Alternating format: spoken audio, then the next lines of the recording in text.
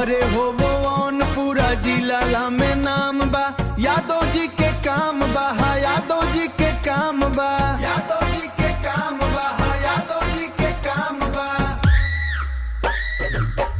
गाड़ी चले काला शीशा लगा के, एंट्री होके पूरा हवा बना के, थाना से लेके बाजार तक चर्चा बा हमरा नाम के।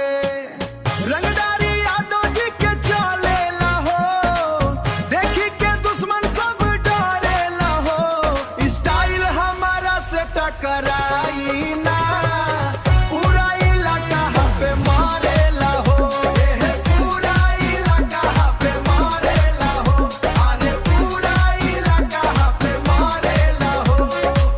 गले में सोना हाथ में घड़ी बा, यार सब साथे पूरी फौजी बा, यार सब साथे पूरी फौजी बा, अरे यार सब साथे पूरी फौजी बा। जहाँ भी जाई हो हल्ला मच जाला, काहे की अपनी अलग कहानी बा, काहे की अपनी अलग कहानी बा।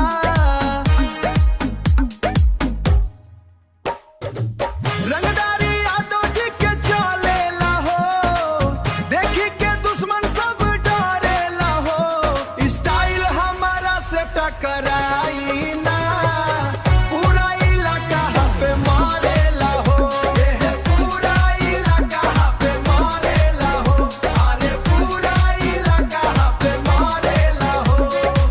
डीजे पे बाजे जब भोजपुरिया बीट, लड़का सब बोले भाई कंप्लीट, स्टाइलवा देखी के भीड़ जमा हो जाला, नाम सुनते कांपे अपोजिट।